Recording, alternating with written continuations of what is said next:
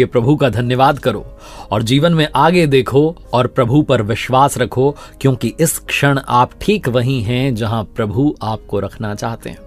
नमस्ते दोस्तों, मैं हूं आरजे कार्तिक। हम में से कई लोगों के दिमाग में सवाल आ जाता है कई बार कि अगर मैं नहीं होता तो क्या होता।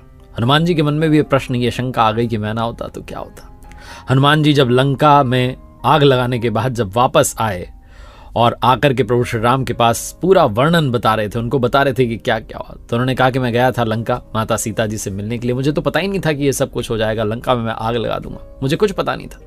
मैं लंका में पहुंचा तो माता सीता को जो है ढूंढ रहा था कि कहाँ मिलेंगे। मैं थक हार चुका था, तब मुझे वहां पर एक संत के दर्शन हुए।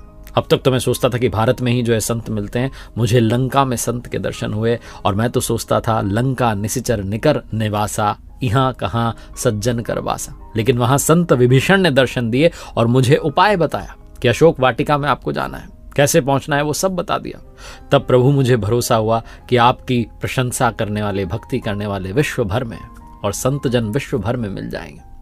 प्रभु जब मैं अशोक वाटिका में पहुंचा और वृक्ष पर बैठ करके प्रतीक्षा कर रहा था कि किस तरीके से संवाद करूंगा, क्या बताऊंगा माता सीता को, कैसे भेंट होगी, कैसे आपका संदेश पहुंचाऊंगा, तभी वहां पर रावण ने प्रवेश किया। रावण अपनी तलवार लेकर के आया और बड़ा क्रोध में था।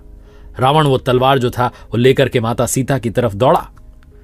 मन में ऐसा जोश आया कि अभी जाकर के इसका जो है वध कर देता हूं, इसी तलवार से इसकी गर्दन काट देता हूं। लेकिन तब मैं क्या देखता हूं कि भगवान रावण की पत्नी रानी मंदोदरी ने आकर के रावण का हाथ थाम लिया, उसे रोक दिया और कहा, नहीं, ये गलती आप नहीं करेंगे।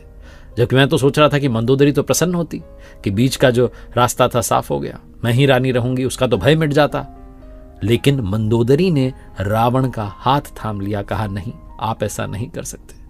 मैं तब सोच रहा था कि मैं नहीं होता तो क्या होता, लेकिन मंदोदरी ने आकर के एक सबसे बड़ा संदेश दिया कि तुम नहीं होते तब भी यहां माता सीता की रक्षा हो जाती।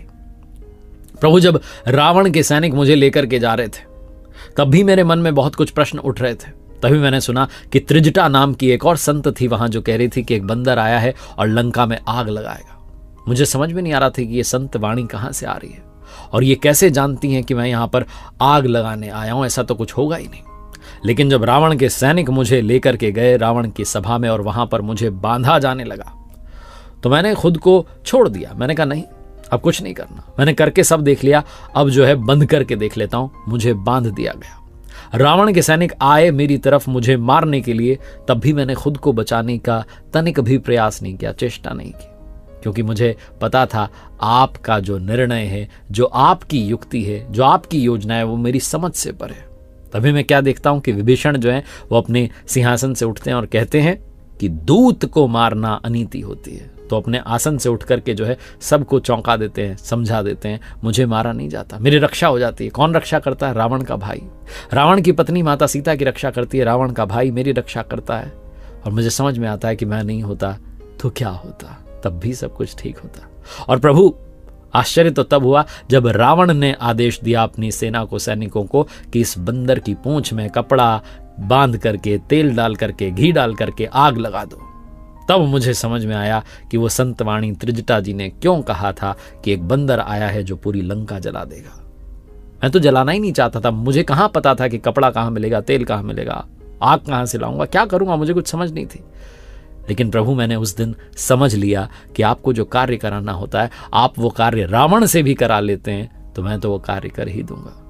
बहुत छोटी सी कथा है, बहुत छोटा सा रामायण का प्रसंग है, जो आंखें खोल देता है और बताता है कि कई लोग जो सोचने लगते हैं कि मैं नहीं होता तो क्या होता, मैं ना होता तो पता नहीं क्या हो जाता।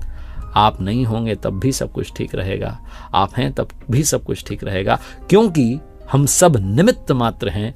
प्रभु ने हम सबको अपने अपने किरदार में भेजा है, इसीलिए ज्यादा सोचना बंद कीजिए। एक बार फिर से वही बात,